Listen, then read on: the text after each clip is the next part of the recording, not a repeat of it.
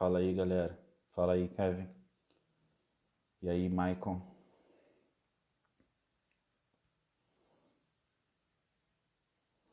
Já vou começar abrindo as perguntas. Só esperar um pouquinho a galera chegar.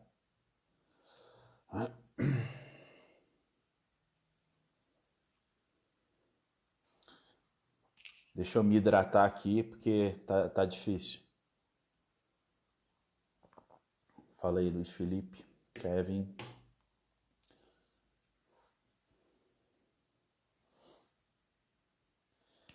Fala aí, Kevin, dá uma olhada nos meus vídeos do IGTV de controles de TRT. Lá eu falo sobre isso.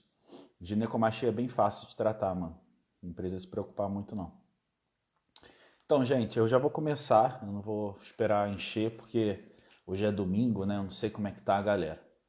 Então, a primeira pergunta que eu recebi foi a respeito do shape do Frank Zane, né? Então, assim, teria chances de ganhar um campeonato nacional hoje, um shape do Frank Zane? Eu acredito que não, tá? Não pela questão de qualidade, mas pela questão que o bodybuilding moderno ele mudou muito. Então, não tem como a gente tentar classificar o que é melhor e o que não é. É igual aquelas comparações entre Arnold, né? Até hoje tem site que faz comparação entre Arnold e Phil Heath, Arnold versus Ronnie Coleman. Eram outras épocas, outras tecnologias, outro estilo de vida. Então, assim, eu acho que só essa comparação, só de você tentar comparar já é um pouco idiota, não tem como. É igual você tentar comparar um Mustang de 1970 com um Mustang 2020, né? Cada carro vai ter seu público, né? Então é basicamente isso. Mas hoje um Mustang 1970 numa corrida, num circuito, não ganharia do Mustang 2020 por causa das tecnologias. Então basicamente é a mesma teoria que eu trago a respeito dos shapes anos 70. Ô Lucas, se você quiser perguntar, cara, bota lá nos stories que tem o box de pergunta. Então, continuando, galera, tipo, não dá para comparar os shapes dos anos 70 e 80 com shapes atuais por causa disso. É outra tecnologia, basicamente, né? Eu prefiro resumir assim. Então, respondendo essa primeira pergunta, eu acredito que não, que o Zane não teria chance de ganhar hoje um campeonato. Nem mesmo na Men's Physique, porque os caras estão muito grandes, muito densos, e o Frank Zane não era um cara. Não vou falar que ele não era grande, porque é um sacrilégio, ele era um cara sim grande, só que não era um cara monstruoso, não era um cara com muita densidade, não era um cara que tinha um peso e o porte, melhor falando assim, o porte dos atletas de hoje em dia, mas ele era sim um cara com muita massa consolidada, massa magra, e inclusive o GH15 falava que o Frank Zane era um dos maiores caras que tinha na história do esporte. Aí as pessoas não entendem, mas como assim ele era um dos maiores caras que tinha? Porque ele tinha muita massa consolidada, massa magra, massa muscular verdadeira. Não era um cara criado na base de insulina e GH, né? Esses caras fofos que você vê hoje em dia, que são caras que são grandes, mas não tem aquela densidade, aquele aspecto empedrado. Então, o Frank Zane era isso, era um cara que tinha massa muscular magra em grande quantidade e massa muscular consolidada, tanto que até hoje você vê foto do Frank Zane, hoje ele deve estar com 70 e poucos anos, mas tu vê foto do Frank Zane com 50 anos, o cara tava shapeado ainda, entendeu? E você acha que o quê? Que ele tá se entupindo de droga? Não tá ligado? Então é bem diferente quando você pega um cara dos anos 70 e 80 e você tira os hormônios dele, o cara para de treinar. O cara não para de treinar, mas digamos assim, ele para de hormonizar no nível que ele fazia. E quando você pega um pró hoje em dia que para de hormonizar, o cara some. Se você pegar um pró hoje em dia e deixar ele na cama de UTI 2 meses, um mês, vocês já viram isso acontecer com várias pessoas. O cara some, né? Parece que nunca treinou na vida. Então essa questão é a questão da massa magra, né? Então o Frank Zane ele tinha muita massa magra, só que não era nem de perto um cara com volume. O Frank Zane pesava 80 e poucos quilos. Então assim, nem se compara, né? Por exemplo, qualquer atleta hoje já é bem maior que o Frank Zane, mas não quer dizer que tenha mais qualidade. Então acho que é por isso que o bodybuilding anos 70 e 80 atrai tanto as pessoas. Eu fiz uma votação no meu Telegram sobre o assunto que o pessoal queria e bodybuilding clássico ganhou de lavada. O pessoal gosta disso, né? Então eu vou tentar trazer sempre um pouco mais disso para vocês semana após semana, tá? Conhecimento das antigas, né? Não só coisas que eu estou estudando agora, mas coisas que eu estudei minha vida inteira, porque eu também sempre fui viciado nessa época, na época dos anos 70 até final dos anos 80, né? Que seria a época, na verdade até um pouco antes, né? Steve Reeves, anos 60. Então, assim, eu gosto muito dessa época. Deixa eu abrir outra pergunta aqui. Então, respondendo sua pergunta, Frank Zane não teria chances, infelizmente, nem no campeonato amador, acredito, tá? A não ser que ele se adaptasse, né, e usasse as tecnologias modernas. Então a gente nunca vai saber. Deixa eu ver. Tá, isso aqui é legal também. Linha conta na Classic ou ganha maior volume independente da linha? Teoricamente, linha tem que ser o principal na Classic, né? Porque quando você pega pessoas extremamente condicionadas, quando você pega um nível alto de competição, não tem ninguém ruim, cara. Principalmente na questão do Classic Physique, né, que seria o novo clássico, né, porque até 2017, se eu não me engano, foi 16 ou 17, né, que foi criada a Classic Physique. Antes disso só existia o fisiculturismo clássico, que é bem diferente da categoria Classic Physique, né? O fisiculturismo clássico normalmente era uma categoria com muito mais limite de peso. Então eu considero a última categoria clássica essa categoria que era do fisiculturismo clássico. Por quê? Porque você pegava um cara de 1,76, que é a minha altura, os caras botavam limite de peso. Você tinha que competir, sei lá, até 80 quilos. Na Classic Physique também tem, só que o limite é muito maior. Então, assim, os caras ficaram muito maiores. Eu acredito que a maioria de vocês, como eu, gostem muito mais do shape do Classic Physique, né? Chris Bumstead, né? Esses caras, porra, são fodas. Mas eu acredito que o fisiculturismo clássico ainda vai um pouco atrás. Eu ainda acho que esses caras ainda estão grandes demais para o clássico clássico, sabe? Porque o que acontece, gente? Nesses anos, né, na época dourada, eles tinham um conceito, né? Fala aí, Joãozinho. Eles tinham um conceito na época dourada que era o seguinte: nunca sacrifique qualidade e simetria estética por tamanho. E é um conceito que foi perdido totalmente. Hoje em dia você pega a galera quer número, eu quero ficar pesado, eu quero ficar grande, eu quero ficar volumoso. E o Frank Zane, né, que considero ser o pai do culturismo clássico, ele é um cara que ele falava ao contrário, ele falava assim, mano, não cresça muito rápido. Se você crescer muito rápido, você vai perder estética. E é o que a gente vê, né? Então, assim, a galera não se preocupava quantos quilos eles tinham, tá ligado? Se você pegar os caras, assim, dessa época, cara, talvez o Arnold, mais um ou dois, talvez só o Arnold e o Luferrino, que subia acima de 100 quilos, tá ligado? O resto era tudo abaixo. Que são pesos hoje que a galera acha que é frango, tipo assim, nem olha, entendeu? Então, assim, não é uma questão de tamanho, era uma questão de estética, de você ter a silhueta, você ter o shape em V, você ter as partes do corpo proporcionais, né? Você saber pousar é um negócio que foi perdido totalmente, mano. Hoje em dia você conta num dedo quem sabe pousar, a maioria dos caras só fica grande e sobe no palco, entendeu? Então, todo o conceito de arte do bodybuilding mudou totalmente, né? E isso também volta à pergunta anterior, por que não é interessante você comparar? Porque não tem como comparar, mano. Você vai comparar a Ayrton Senna de 92 com o Schumacher de 2004? Não tem como, entendeu? Então, assim, Ed Corney, o cara é foda, pra mim ele é referência, entendeu? Ah, o Ed Corney era o cara maior do mundo? Não, tem vários caras hoje em campeonato amador que tem shape maior e mais empedrado que o Ed Corney. Ed Corney. Mas eu acho que o Ed Corney é muito mais bodybuilder, entendeu? Pela arte, por tudo, né? Então, linha conta na Classic? Sim, lógico. Você vai pegar um cara que ele é quadrado, um cara que... Por exemplo, o Joãozinho, né? O João D'Ambrosio, né? O Joãozinho, ele é um cara que ele não é quadrado, mas ele é um cara que não tem ponto fraco, né? Eu até falo isso com ele. Eu falo, é um cara que não tem ponto fraco. Então, você não vai pegar um cara que ele é todo cheio, ou seja, panturrilha cheia, antebraço cheio, perna cheia, e você vai botar ele na Classic normalmente, tá? Normalmente os caras da Classic eles têm que ter um shape mais longínquo, né? Então é diferente, né? Um dia, de repente, eu chamo o André Pagé aqui e a gente faz uma live só sobre isso, porque o André Pagé, árbitro internacional, ele vai explicar para vocês exatamente isso, né? Um cara que é bodybuilder dificilmente vai se encaixar na Classic, tá? Ele pode se encaixar e ganhar campeonatos menores, mas não campeonatos grandes, internacionais, porque é uma questão sim de estrutura, tá?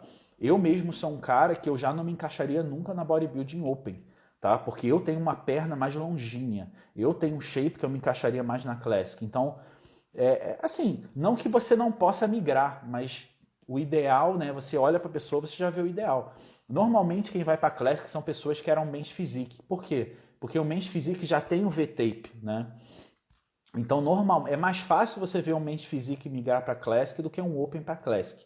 Se você pegar o exemplo do Regan Grimes, né? Lembram do Regan Grimes, né? Que foi para a Arábia, o canadense, voltou e tal. Ele tentou competir na Classic e não se deu bem. Por quê? Porque ele é muito grande, entendeu? Ele já é um cara que é todo preenchido. Então é difícil você regredir, digamos assim, né? Você tentar formar o aspecto da Classic. Então o Regan Grimes, ele viu essa questão na pele, né? E acabou que não deu muito certo. Eu vou ver se eu chamo o Pagé. O Pagé vive ocupado agora, mas vou ver se chamo ele no WhatsApp. Zancanelli, no caso, não se encaixa na Classic. Mano, assim, ele é muito bom. Eu acho que ele tá entre as duas categorias hoje, sabe? O Zancanelli é um cara muito, muito bom, só que eu concordo com você. Eu acho ele muito preenchido. É muito mais fácil ele esperar um pouco e subir na Open, né? Na Open não, né? Digamos assim, na Bodybuilding Sênior do que ir para Classic, né? Na minha opinião, né? Mas eu não conheço ele pessoalmente. Mas pelas fotos é isso que parece. O que houve com a Men's Physique? Cara, o que houve é que os caras ficaram gigantes, mano. Né? Por isso que eu falo, não tem como você comparar o esporte antigo com o esporte novo. É impossível, tá ligado? Você vai comparar um carro hoje que tem, sei lá, vamos dar um exemplo aí, um Golf que tem freio ABS, tem airbag, tem, porra, tração nas rodas, o caralho, com um Golf de 1970. O esporte mudou, cara. Então não tem muito essa de comparar, sabe? Eu concordo que ele é grande, tá? A Men's Physique perdeu muito, eu também concordo, cara. E eu acho assim, chega a ser um pouco de hipocrisia a Men's Physique existir do jeito que ela é. Eu acho que deveria mudar o nome. Porque quando a Men's Physique surgiu, cara, eu lembro como se fosse ontem, porque eu competi em 2012 e eu acho que a Men's Physique surgiu em 13 ou 14. Acho que foi 2013. Então, assim, ou foi em 2012, ou foi no ano que eu competi, foi algo assim. E eu lembro quando ela surgiu, cara, os caras eram muito pequenos, mano. Quem viu a Men's Physique quando ela foi criada, velho, os caras botavam sunga e subia, entendeu? E não era pra ter muita divisão. Hoje em dia os caras estão uns monstros. Porra, tu pega o Genuine Buendia, cara, ele é um bodybuilder, mano. O cara bota a bermuda e sobe. Não que, assim, é o que eu tô falando, eu não tô criticando, eu só tô mostrando como as coisas mudam, né? Então a gente não sabe aí o que vai ter pro futuro, né? Como o pessoal consegue burlar tanto o antidoping nos mais diversos esportes? Cara, é muito simples. Você controla a meia-vida e o tempo de detecção das drogas, tá? Então, o doping nada mais é do que tampar o sol com a peneira. Eles tentam tampar o sol com a peneira, vem a ciência, vem os cientistas, vem os coaches e conseguem driblar isso aí. Volta e meia pega um gaiato ou outro aí de exemplo, mas na maioria dos esportes não existe esporte de alto rendimento sem ergogênicos, tá? Deixa eu abrir outra pergunta aqui. Então, respondendo essa pergunta, sim, lógico. Sua linha vai decidir qual a categoria que você vai se encaixar melhor, tá? Não tem essa de eu vou decidir. Você pode ir, sim, em qualquer categoria que você quiser até certo nível. Passou desse nível, cara, é a sua genética, a sua estrutura e por aí vai, né? Então, acho que... Quase que eu fiz merda aqui. Acho que todo mundo concorda com isso. Vamos lá. Aqui, essa pergunta é interessante que parece com a primeira pergunta, né? Perguntaram sobre o Frank Zane hoje em dia e o Bob Paris. Bob Paris já é um cara maior, né? Você pega o Bob Paris aí, ele surgiu depois, né? Bob Paris é final dos anos 80 e início dos anos 90. É isso? Acho que sim. Anos 80 para 90. Então, assim, o Bob Paris já é um cara que sim se encaixaria, tá ligado? Mas mesmo assim, cara, eu vou falar para vocês, hoje em dia o esporte está muito maior, as pessoas estão muito maiores por tecnologia. Eu vou citar mais uma vez esse exemplo que está chegando gente aí. Você não compara um Golf 1970 com um Golf 2020, Porque o Golf 2020 tem mais tecnologia, tem mais conhecimento, tem mais ciência em cima dele. Então, basicamente, é essa comparação que eu faço. Sabe como é que você ia saber? Se você pegasse o Bob Paris hoje do zero e você criasse o Bob Paris com bodybuilding moderno. Aí você ia poder ter essa comparação. Né? Então, é muito complicado você comparar. Mas eu acredito que eu, como tantos de vocês aí, até pela votação, se interessam mais ainda em shapes antigos. Né? Então, assim, é interessante a gente estudar o que eles faziam na época. Porque o que todo mundo faz hoje, todo mundo já sabe, entendeu? Não tem mais segredo, né? Então, basicamente isso. O Bob Paris, hoje em dia, na Classic, ele podia até se dar bem, mas eu não acredito que ele chegaria ao topo. Deixa eu pensar antes de falar essa, porque Bob Paris era muito bom, cara. Talvez ele chegaria ao topo, mas ele não ganharia o Olímpia. Com certeza não, tá? O Rough Diesel é monstro, tá ligado? Então, assim, gente, eu tô dando minha opinião solta. Não tô falando que o Bob Paris não ganharia nada. Bob Paris é um absurdo de bom, sabe? Vou puxar umas perguntas um pouco diferentes aqui. Qual a diferença entre enantato e acetato de trembo além da meia-vida? Cara, na prática, o enantato ele vai te dar menos colaterais, tá? Do que o acetato. O acetato é uma porrada muito forte, tá? Porém, ele vai te dar menos efeitos também, tá? O enantato, todo mundo que usa considera ele mais fraco quando você bota miligrama por miligrama, tá? O acetato ele é mais forte. Desculpa, gente. O acetato ele é mais forte, tá? Então o acetato ele vai entrar mais rápido, o efeito dele vai ser mais imediato e ele vai ser melhor otimizado miligrama por miligrama. O enantato ele é um pouquinho mais fraco. E qual é o problema do enantato? Quando você quer usar uma dosagem boa de enantato, você só vai pegar os colaterais, entendeu? Então às vezes é melhor usar o acetato com uma quantidade menor. Caralho, tá foda isso aí hoje, hein? Deixa eu me hidratar aqui, gente. Que hoje é domingo, hoje pode, né? Então, basicamente, o enantato é uma versão mais fraca do acetato. Eu não gosto muito e não conheço muita gente que use, tá? Que goste de usar. Deixa eu ver outra pergunta aqui. Como carbar com um atleta que sofre de hiperglicemia reativa? Cara, hiperglicemia reativa não existe. Você deve ter... Se você tiver aí na live, você fala se é hipo ou hiper. Porque hiperglicemia reativa é o cara ter diabetes, entendeu? Hiperglicemia reativa é pré-diabetes ou diabetes, tá? Hipoglicemia reativa, sim, existe. Agora, hiper, ou seja, o aumento de açúcar pós-consumo, né, de maneira exacerbada, pode ser uma pré-diabetes. Então, como você trata, você vai ter que ir no médico e ver se está tudo ok com o cara, entendeu? Porque hiperglicemia nada mais é do que você está zoado ali, alguma questão da sua sensibilidade está zoada, ou seu pâncreas está zoado, você tem que fazer exames, né, para procurar saber disso aí. Porque não adianta você querer tratar o cara como qualquer um. O cara está com uma glicemia descontrolada, é melhor fazer isso. Não. Você tem que pesquisar por que a glicemia está descontrolada. Então, para isso, vai envolver até fazer ressonância dos órgãos e ver como é que está tudo, tá? Vamos lá.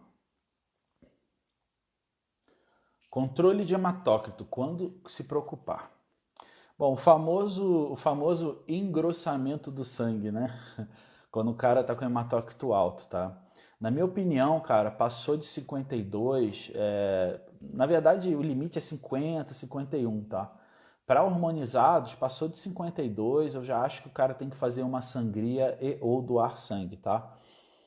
Por que eu falo isso? Eu prefiro que o cara doe sangue. Por diversos motivos. Primeiro, porque é mais seguro. O cara ele vai lá, ele vai com um profissional e tal, ainda vai ajudar outra pessoa. Só que pode acontecer de alguns hospitais falarem, cara, teu ferro tá alto, ou teu hematócrito tá alto, e eles não aceitam a doação de sangue. Tá? Eu já vi isso acontecer também. Nesse caso, cara, procura uma enfermeira, um enfermeiro que faça uma sangria em você, sabe? Porque o nome da sangria, o nome da terapia se chama flebotomia. Flebotomia, eu acho que é isso. Que é a sangria. Procura uma clínica que faça isso, você tira lá uma vez por ano, ou no máximo uma vez a cada 6 meses, você vai ficar bom. De novo, a aspirina não afina sangue, tá, gente? Muita gente acha que a aspirina afina sangue. vou tomar ácido acetilsalicílico para afinar o sangue. Isso não existe. Ele sim pode te ajudar a evitar alguns riscos cardiovasculares, mas ele não afina o sangue, ele não abaixa o hematócrito, tá? O Levrone afirmou que passava meio ano sem ergogênicos, é verdade? Não, mentira. Ele pode falar o que ele quiser, mano. Depois que ele falou que o... Quem que ele falou? Que era o Kai Green, que era natural? Que ele... Não, era aquele apresentador, Michael Hearn. Era Michael Hearn. Ele falou que o Michael Hearn era natural, velho. Levrone tá de sacanagem com minha cara. Porra, só pode. Cara com 110 quilos, seco é natural. É natural de Marte, só se for. Vamos lá. Triptorelina realmente serve para dar um kickstart no eixo? Não, velho, não usa isso aí para dar kickstart. Se você errar, mano, você, vai se castrar quimicamente, tá? Triptorelina é uma droga super perigosa, tanto que há poucos relatos por causa disso, tá? Então, assim, não recomendo. Quer dar um kickstart, mano? Usa HCG, faz os pulsos de HCG, faz a TPC Sermes, faz o negócio... o tradicional, entendeu? Porque você vai usar a triptorelina, na minha opinião, o risco-benefício não compensa. De jeito nenhum, entendeu? De jeito nenhum.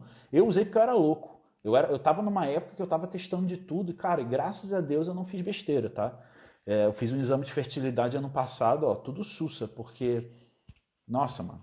Por isso que eu falo, hoje em dia, não precisa ser eu não, velho, mas paguem qualquer coach que tem experiência, cara, porque muitos de nós já fizemos muita merda. Muita merda. Vocês sabem, vocês assistem a minha live aí com o Rocha de vez em quando, vocês sabem disso. O Coleman era natural, mano. Natural do planeta Terra, só se for. Porra, nego, Levrone brincalhão, pô, tá de sacanagem. Mano, porque hoje em dia, mesmo com tecnologia mais avançada, não passa o carro em bodybuilder dos anos 2000. Cara, eu tenho teorias sobre isso. Isso é uma pergunta muito, muito boa.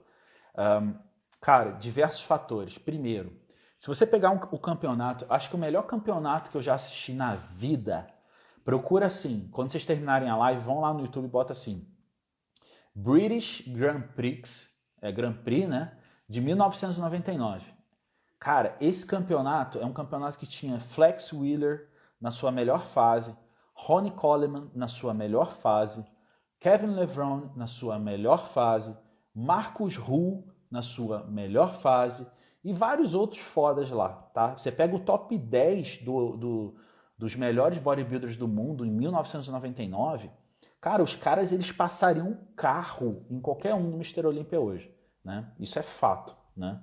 Então, assim, por quê, gente? Vários fatores, principalmente na minha humilde opinião, tá? Vão ter várias filosofias falando disso, na minha opinião, as drogas estavam no seu auge nos anos 90 até início dos anos 2000, tá?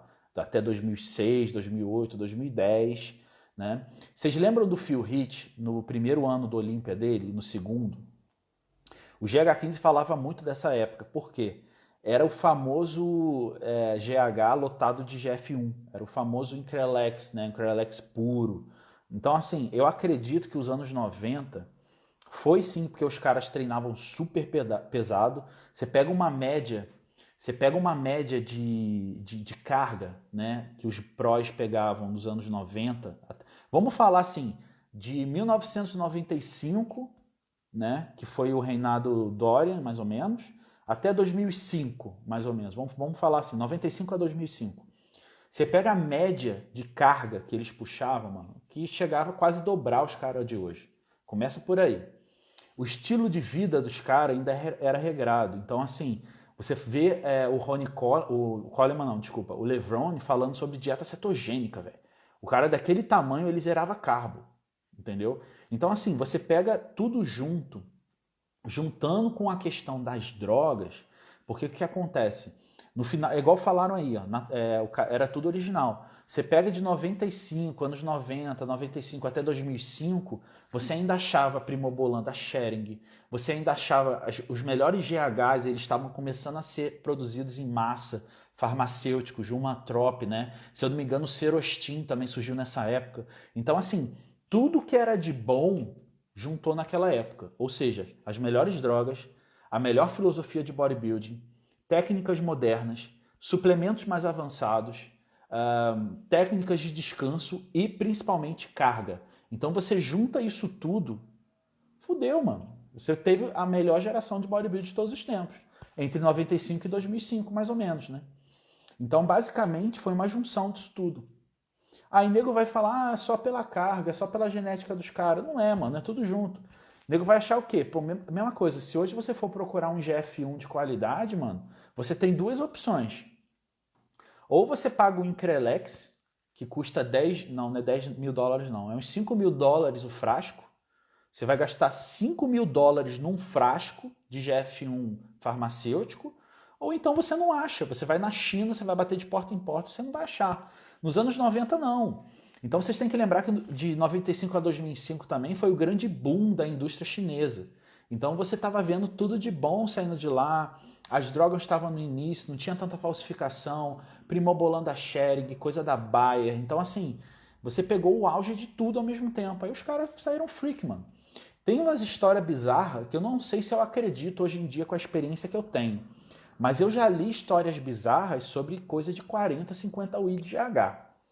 Não sei, tá ligado? Porque é uma quantidade muito alta. E quem já passou de 20 UI de GH sabe que, mano, é impossível você sobreviver durante o dia com essa porra. Mas eu já li. Eu li sobre coisas falando que o Ronnie Coleman chegou a usar 40 UI. Ah, é impossível? Não é impossível, mano. Então, assim, eu não duvido de nada, velho. Nada. Então você junta a qualidade, treino pesado, a porra toda. Exatamente, esse Grand Prix de 99. Mano, esse campeonato aí é o melhor campeonato que eu já vi, a melhor line que eu já vi na história, tá ligado? Depois vocês entram aí. Eu vou deixar salvo assim a live, gente. Deixa eu ver as perguntas aqui.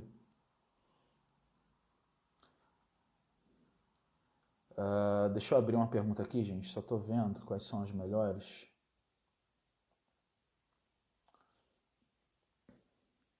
Bom. Atual momento e evolução do bodybuilding, shapes da Golden Era são desvalorizados, subestimados? Se eles são subestimados, cara, acredito que sim, tá? Já vou falar sobre o GH, mano. Eu vou falar sobre o GH primeiro, depois eu vou pra pergunta, que eu já tava falando do GH. Gente, assim, a maioria das pessoas que usa GH no Brasil nunca usou um GH verdadeiro em quantidades mais altas. Você quer saber de GH verdadeiro? GH verdadeiro é aquele que você pega no balcão da farmácia, tá? E tem que ser uma das marcas internacionais. Não adianta você pegar o Hormotrop, não adianta você pegar a Eutropin, que são marcas, se eu não me engano, indianas. Eu não sei se o Hormotrop está sendo feito no Brasil ainda. Enfim, Sizen, Norditropin, Serostin, que eu acho que nem vende no Brasil, Umatrop, não é Hormotrop não, é Umatrop da Lilly. Qual mais, gente? Genotropin, talvez. Então são as 5 marcas que são mundiais, assim, famosas. Essas 5 marcas são extremamente caras, difíceis, e você tem que pegar na farmácia, e é burocrático e é chato de conseguir receita. Se você pegar essa marca, por exemplo, vamos usar o Sizen, que é o mais usado no Brasil, o pessoal confia muito, para mim é um dos melhores, ele e o Norditropin aí são muito bons. E tem diferença, tá? Geralmente o Norditropin ele é usado mais para galera que é um mito, mas não é. A gente vê na verdade. A galera que quer secar, geralmente wellness, biquíni, atletas femininas, elas gostam mais de Norditropin, tá? E o Sizen ele é mais feito para volume. Todo GH retém líquido, tá? Todos eles retêm líquido. Então é um jogo de água, tá? Hormônio do crescimento é um jogo de água. Mas voltando ao que eu estava falando, se você pegar qualquer um dessas 5 marcas na farmácia, elas são extremamente caras. Então, se eu não me engano, 60 UI de Sizen hoje deve estar beirando R$ 1.500. Para você ter um efeito bom no bodybuilding, eu considero no mínimo 6 UI de GH dia sim, dia não. Beleza, Hugo, 6 UI de GH dia sim, dia não. 6 UI de GH dia sim, dia não é 60 UI. Ou seja, você vai começar... É 60 UI? Não, tô falando besteira, gente. Faz o cálculo aí. É uma caixa e meia, na verdade. Então você vai começar aí gastando R$ 2.500 para você ter o mínimo que o GH faz com um bodybuilder, tá? Não adianta, a galera vem falar, mano, mas eu uso 4i, minha preparação foi boa, tá aqui a foto, tá, mano. Então faz outra preparação igual que você fez sem o GH. A diferença vai ser mínima, tá? Então essa galera que usa 2, 4i, os caras se enganam muito, tá? GH, 6 UI de assim, dia não, pra cima. O Rocha, por exemplo, ele fala até mais. Ele fala, mano, se não for 8i, eu nem entro. Então, assim, o jogo de bodybuilding é esse. É um jogo caro, se você for entrar com GH. Então, é o que eu falo para todo mundo. Quer entrar com GH, mano, tenha dinheiro, tá? O que é ter dinheiro? Pelo menos R$ 4.000 por mês, tá? Só para jogar no GH. Ah, Hugo, é loucura isso que você tá falando, isso é maluquice. Já vi um monte de atleta se preparar. Mano, os caras se enganam, deixa os caras se enganar, tá ligado? Eu preparei um monte de atleta sem GH que todo mundo falou que o cara usava GH. O cara não tinha dinheiro nem para comprar um carro. Você acha que o cara vai gastar R$ 4.000 de GH por mês? Não vai, mano. Então, assim, GH para bodybuilding, vamos botar aí 8i de GH de assim de anão de sizing. Cara, com 8i de assim de anão, você já vai ter efeito colateral, você já vai ter letargia, você vai ter síndrome do carpo, você vai ter dormência nos dentes, você vai ter um monte de coisa, tá? Com 8. A maioria das pessoas vão ter, tá? A maioria das pessoas. Beleza, então você imagina o que é 20, tá? Eu sei de atletas pró no Brasil famosos que estão brincando com 20 UI. 20 UI já é foda, porque você está falando ali de basicamente andar dormindo o dia inteiro. O cara anda dormindo quando ele está falando de 20 UI de GH por dia. O cara vive letárgico, o cara não consegue treinar direito, tem que controlar a glicemia, que é outro fator que pouca gente fala. Então, assim, quanto mais GH, mais sua glicemia vai ficar descontrolada, vai ficar alta, você come um negócio, então você vai ter que controlar com insulina, você vai ter que controlar com várias coisas, tá? Então não é algo simples, igual todo mundo acha que é. Ah, se eu tivesse dinheiro, eu usava GH eterno na quantidade que eu quiser. Mano, boa sorte. Depois de um mês usando talvez 8i de sizing de assim de anão, você fala comigo que você aguenta usar, tá ligado? Então tu imagina o que é 30, 40. Você tem que ter uma equipe médica. Então assim, eu não falo que é algo que eu acreditaria fácil, mas eu também não duvido que a galera da era Ronnie Coleman usava isso. Pode usar, tá ligado? Vamos para a próxima pergunta. Deixa eu ver, tem uma galera falando aqui, um monte de coisa eu não tô vendo. O Balotelli, mano. O Balotelli no auge, velho. Cara, o shape dele devia ter estano, trembo em baixa quantidade e texto. Ah, como? O cara tem genética foda. Eu com isso não ia ficar foda, mas ele fica, tá ligado?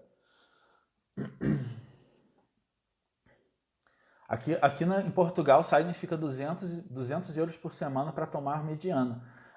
Com um salário mínimo de 600 euros. Então é como se fosse... É um absurdo, cara. Então você pensa, 2 vezes 4, 800 euros por mês de GH. Sendo que o salário mínimo é 600 euros. Mano, mas é isso, o jogo é esse, tá ligado? Não tem como, tá? Por isso que eu falo, o Brandão dorme onde costa. Eu não ia citar o nome dele não, nem vou, tá ligado? Deixa ele lá, mas vários atletas do nível dele do Brasil aí, os caras que estão em alta, a dosagem é mais ou menos essa, de 20 UI para cima. E não é o ano inteiro, depende da estratégia também, depende da fonte. Não é todo mundo que tem fonte fácil também. O pessoal acha que porque o cara é famoso, ele tem fonte fácil. Não é bem assim não, tá? Então, assim... Hugo, se for usar apenas um ergogênico, qual seria a tua principal droga? Testosterona, mano. Tipo, não tem como. Por mais que a gente fala de protocolos de nandrolona e tal, mas testosterona é a base de tudo, né? Então, se fosse para escolher uma coisa só, sem dúvida. Desculpa, gente.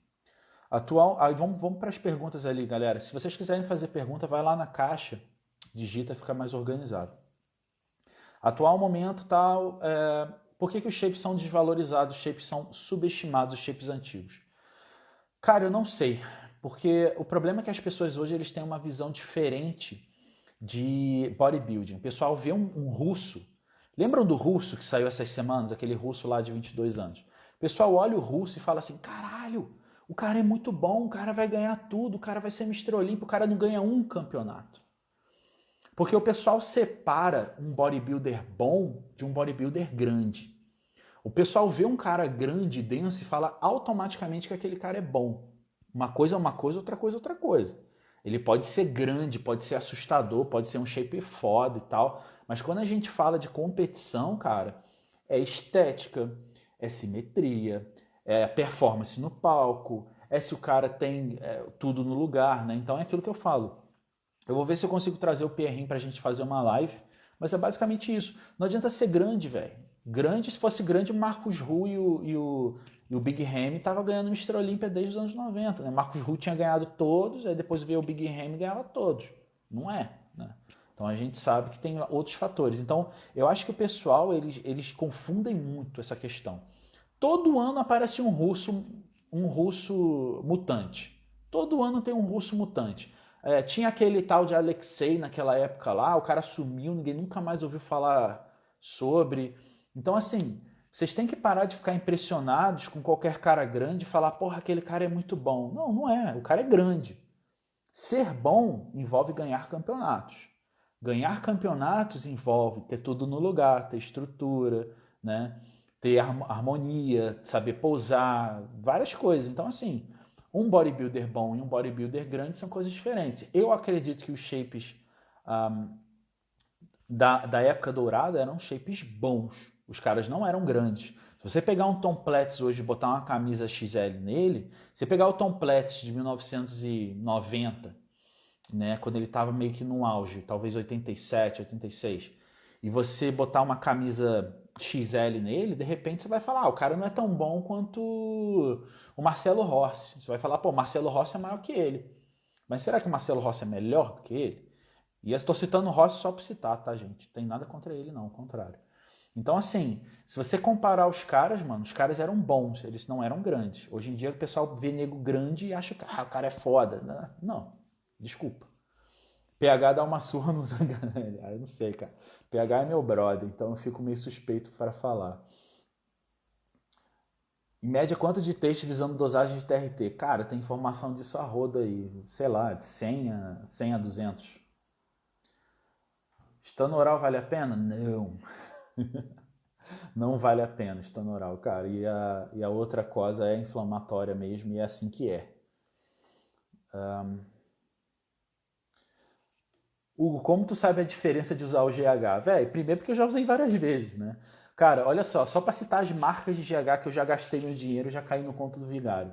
Eu já usei Gintropin, eu já usei Alphagen, eu já usei... Qual era aquela outra? Eu já usei Norditropin de farmácia, que eu consegui com um amigo meu. Eu já usei Sizen, eu já usei Ormotrop, eu já usei Eutropin, eu já usei... Em Portugal usei Magnus. Que mais que eu usei? E fora assim, isso que eu usei, eu não tô falando, eu tô falando de mim só. Aí, galera, que eu preparei, mano, eu já vi tudo, tá ligado? Agora, assim, uma coisa é fato, existem GHs e GHs, até essas 5 marcas que eu citei, que são as marcas internacionais mais caras e mais famosas, o que acontece? Existem aquela coisa de, Serostin é melhor para o bodybuilder, Norditropin é melhor para atleta feminina wellness, ou biquíni, ou figure, porque existem GHs que retêm mais água e outros que retêm menos água. O GH15 sempre falava disso também. Existe diferença entre as marcas, tá? Mas assim, todas elas são ótimas qualidades e desde que você pegue direto na fonte boa, não tem problema, tá? Droga sublingual, o que acha? Tanto faz, mano. Se for hormônio esteroide, tanto faz. Se é sublingual, se você vai tomar, porque o que vai mudar é o tempo de absorção. Vai sair de 1 hora para estar no pico para estar em 40 minutos, 30 minutos. Não faz diferença, entendeu? A diferença de quem usa, tá? Então vamos lá. Cara, o GH é o seguinte, é uma droga super hiper valorizada, tá? Igual eu falei para vocês. Diferença estética para bodybuilding, tá? Só acima, eu não vou nem, eu falei 6, né? Vamos botar assim, 8I dia sim, dia não. Por que dia sim, dia não? Porque eu acho que é o novo consenso, né? Todo mundo vê que dia sim, dia não é melhor. Até uma teoria que eu converso muito com o Rocha mesmo foi um dos caras que abriu minha cabeça em relação a isso, o Mr. Sizen, e ele falava, porque pela questão do equilíbrio da resistência insulínica e tal. Beleza, mas antes disso, antigamente, a gente já desconfiava que dia sim, dia não era melhor para o atleta, tá? Então vamos lá. Vamos botar 8I dia sim, dia não ou 4I todo dia. Primeiramente, você não vai morfar com essa quantidade, tá? Não vai. Você vai ficar mais denso, seu metabolismo, assim, você vai queimar muito mais gordura com mais facilidade, óbvio, né? O GH, ele é um catalisador de tudo, ou seja, você dorme melhor, seu humor fica melhor, sua pele fica melhor, tudo é melhor na tua vida, tá? Quem usou GH legítimo, uma quantidade boa, sabe disso. Porém, ele também vai te dar outra coisa, que é letargia, né? Então o pessoal deita, dorme. Você quer treinar, às vezes você, bateu, você vai ficar lesado lá. Então o pessoal começa a usar termogênico, pré-treino, um monte de coisa. Então assim, tem pontos positivos e negativos. Hugo, se você tivesse dinheiro sobrando, você estaria usando GH? Óbvio. Qualquer um que responde vai responder sim. Só que vale a pena?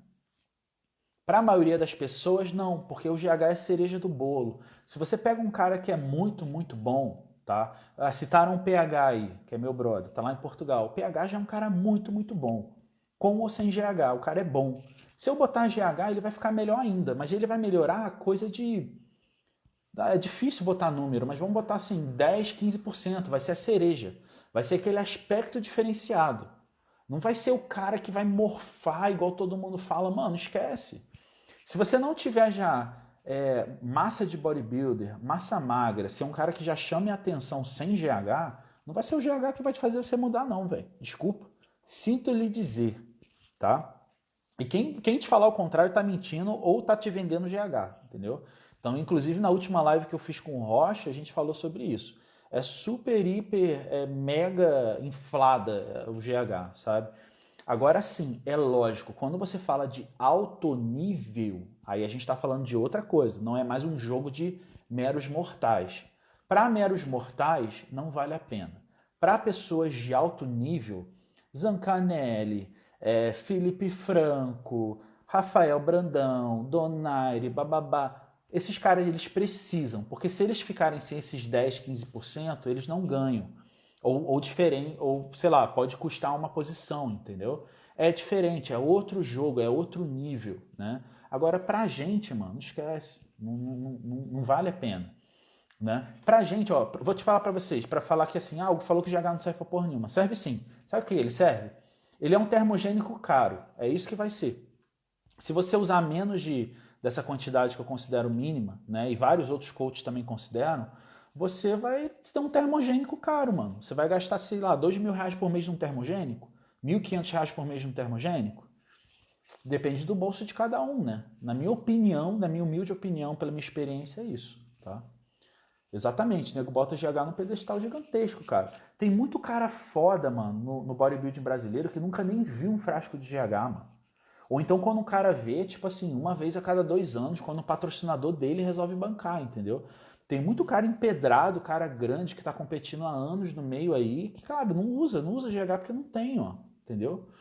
Então, assim, não fica botando GH em pedestal, não. Ele facilita sim, mas o custo-benefício dele é tão baixo que muita gente, por não ter massa muscular consolidada, não tem nem o benefício, tá ligado? Tipo assim, você vê um cara assim, vou dar um exemplo prático, só para encerrar esse assunto. O cara, ele tem... Vamos botar aí, o cara tem 85 quilos, ele toma hormônio há uns 3, 4 anos, tem um shape legal, não compete e quer usar GH. O cara vai gastar R$ 2.000 por mês e talvez o shape dele vai melhorar 10%, mano. O cara vai ver uma veia aqui no ombro e vai falar, caralho, GH é foda. Mano, você tá gastando R$ 2.000 para ter uma veia no ombro? É o que a gente vê, velho. Então, é assim, é basicamente isso. Se o cara já não for foda, já não tiver no nível alto, na minha opinião, não vale a pena, entendeu? Tem gente que mas é isso aí, cara. 15 conto em GH, mano. Mas é assim, é daí pra cima, tá, entendeu? Quando você fala em alto nível, se você pegar qualquer cara desse aí, igual eu citei, tem o Brandão, o Horst, o Donaire, e você ficar numa conversa entre quatro paredes com ele, a gente vai falar isso. Meu patrocinador gasta 15, 20, 30 mil em GH numa preparação. É lógico que eles não vão gastar isso numa preparação pequena, mas de repente o cara vai competir um Arnold Classic Ohio, o buraco é embaixo, galera, é embaixo, é bem embaixo. Tendo que socar 5.000 calorias para dentro, é preferível aumentar. Cara, ninguém tem que socar 5.000 calorias para dentro. Se for você que está socando 5.000 calorias para dentro, você está fazendo uma merda.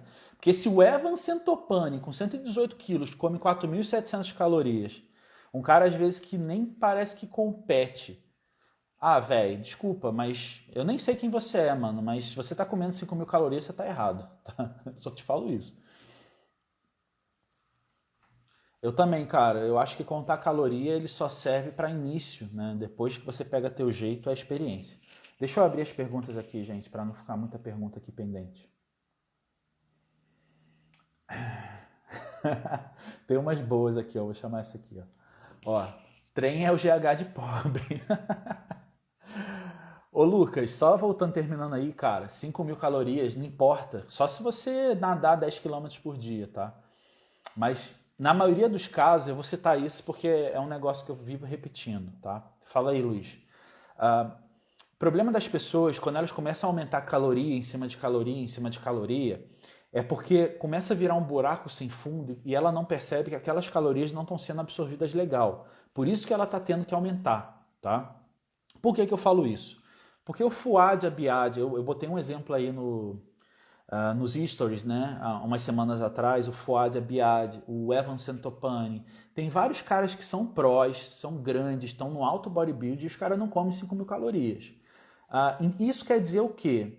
Que de repente a pessoa que esteja aumentando as calorias, 5, 4, 4,5, no meio amador, no nosso meio, pessoas normais, não está absorvendo legal. Então é melhor você dar um passo para trás, consulta um bom nutricionista que entenda de exames de intestino, ou um médico, né? Talvez o médico seja melhor, para você ver como é que está o seu intestino, entendeu? Para você tomar os probióticos necessários e as enzimas necessárias para você absorver essa comida. Porque é óbvio, se uma pessoa come 5.000 calorias, desculpa de novo, gente, se uma pessoa come 5.000 calorias e não está tendo evolução, e ela não parece um monstro na Terra, não é uma pessoa de 118 quilos, sabe? Pessoa grande, cara, tem alguma coisa errada. Então, assim, é overfeeding, é basicamente isso. Se você falar para mim, Hugo, mas eu sou um cara diferenciado, eu trabalho como salva-vidas e eu nado 10 km por dia, faço triatlo, beleza, pode até ser, mas ainda assim eu falaria para você procurar um médico e ver como é que está a sua questão intestinal, porque provavelmente sua dieta não está otimizada, se você está tendo que comer 5.000 calorias para tentar manter o seu peso, sabe? Ou o seu metabolismo pode estar zoado, então tem vários fatores, sabe?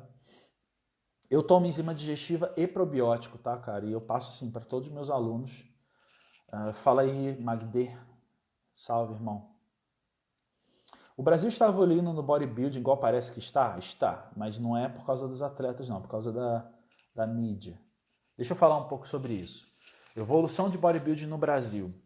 Como que tá, Hugo? Pô, é por causa dos atletas, o Brasil tem atleta bom? Tem muito atleta bom. O Brasil é uma potência sim no bodybuilding. Eu morei nos Estados Unidos, morei na Irlanda, morei em Portugal. Eu posso dizer que o Brasil é sim uma potência no bodybuilding. Só que não chega perto ainda por uma questão cultural. Eu acho que a grande coisa boa e a ruim ao mesmo tempo hoje no bodybuilding brasileiro é que por causa da mídia, né, tem trazido muito dinheiro para o esporte, ao mesmo tempo vários atletas estão ficando mais relaxados.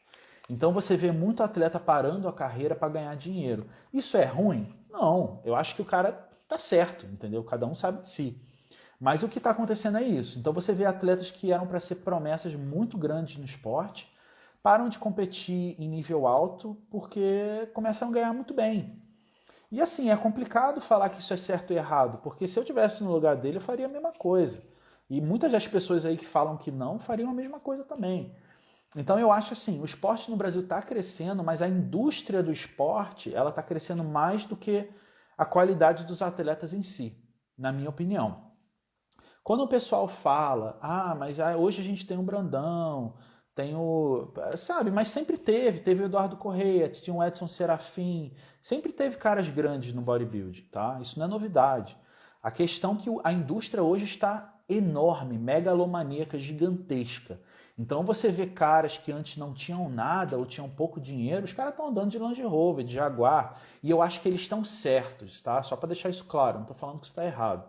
Eu acho que eles estão certos, eles têm que fazer a vida deles, tá ligado? Só que isso pesa no esporte, porque quando o cara vira empresário, dificilmente ele vai competir em alto nível. Então ele vai ter que escolher uma coisa ou outra, é complicado. Então eu acho que é isso, entendeu? Não tem como dizer que está evoluindo ou não, porque a evolução do esporte é essa. As coisas estão indo muito para o lado da mídia, então por isso a gente vai ver, a gente não vai voltar a ver uma época entre 95 e 2005, igual a gente estava vendo. A gente não vai voltar a ver aqueles shapes, porque hoje é mais confortável, entendeu? Hoje qualquer um faz aí, sei lá, o cara estoura no esporte, pega uma marca grande, o cara começa a ganhar muito dinheiro. Então dificilmente ele vai ter aquela gana de querer competir em alto nível, de qualquer custo, chegar lá. São raros casos, tá? Raros casos, né? Então a gente vê aí. Serafim era uma lenda, né? Então tem vários caras, né? Deixa eu ver outras perguntas aqui, legal, gente? Ramon é uma grande prova. Cara, o Ramon é excelente, é um cara que tem um shape completo, tá? Eu não conheço ele pessoalmente, mas pelo que eu acompanho dele, eu acredito que ele seja um cara que ele tem a personalidade para ser um campeão. Ele é um cara que parece ser bem pé no chão.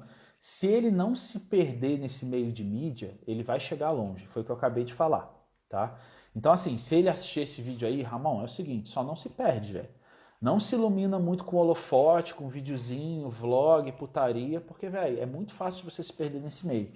Então, assim, se ele quiser chegar longe, ele vai, mas ele tem que ser bem disciplinado, porque como qualquer coisa nesse meio, como eu falei, isso não é uma crítica à mídia. Eu acho que a mídia do Brasil no bodybuilding é ótima, tá todo mundo ganhando dinheiro. Eu tenho mais alunos hoje do que eu tinha 10 anos atrás. Todo mundo tá ganhando mais dinheiro, tá bom pra caramba.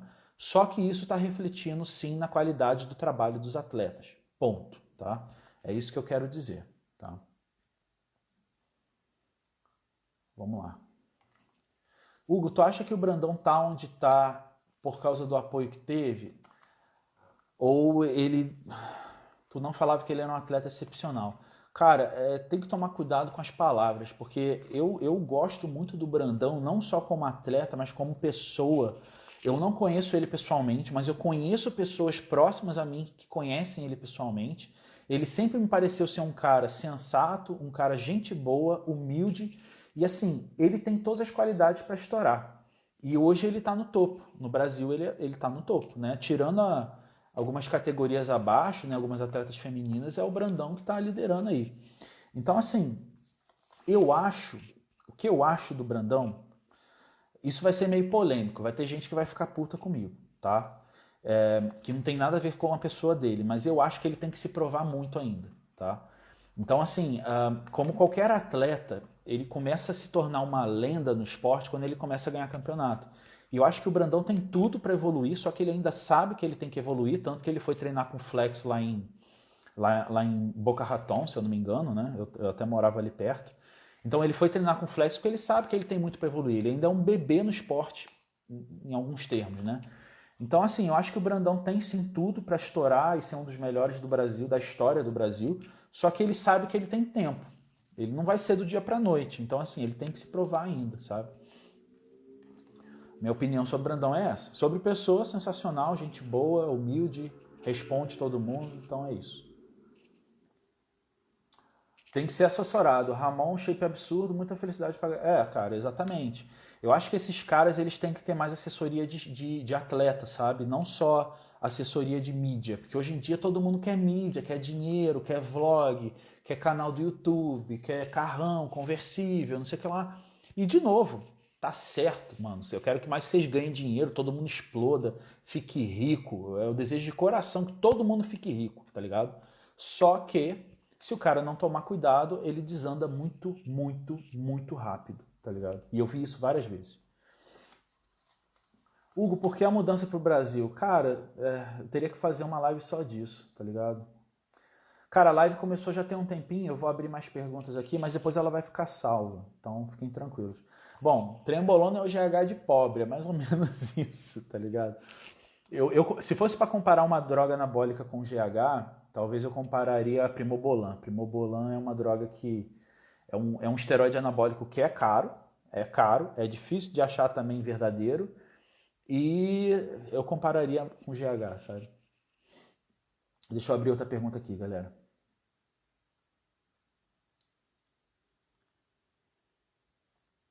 Tá, tem umas perguntas aqui que não tem muito a ver, mas vamos ver. Acredita que colocar a DECA no meio da preparação é melhor para as correções? Não. Dá uma olhada no vídeo do André Rizzuti, tá? O André Rizzuti, ele falou sobre isso essa semana, dá uma olhada lá e ele explica exatamente por quê. E eu já falei sobre isso. Tem estudos mostrando que a DECA, ela ajuda as articulações tanto quanto qualquer esteroide hormônio anabolizante androgênico, tá? Então eles fazem uma comparação e vê que a DECA não é essa coisa toda, igual o nego fala. Minha opinião, ela ajuda, mas não é milagrosa, tá? Existem peptídeos que são mais milagrosos às suas articulações do que a própria DECA. Exemplos, BPC 157, TB500, são peptídeos que vão te ajudar a tua articulação melhor do que a nandrolona. Não que a nandrolona não ajude, tá? Mas eu estou falando que ela não é milagrosa. Deixa eu ver outra pergunta aqui. Doses sublinguais. Cara, eu respondi essa na última live, eu respondi essa nos stories, eu respondo essa toda semana, velho. Mas eu vou falar de novo, porque é interessante para quem não sabe, eu tenho certeza que tem gente que ainda não sabe, tá? Por que tratar gineco com SERMs e não com inibidores de aromatase? Primeiro porque gineco não vai sair do seu peito com um inibidor de aromatase. O que o inibidor de aromatase faz? Você vai lá, você vai jogar anastrozol, ele vai baixar o seu nível de estradiol circulante.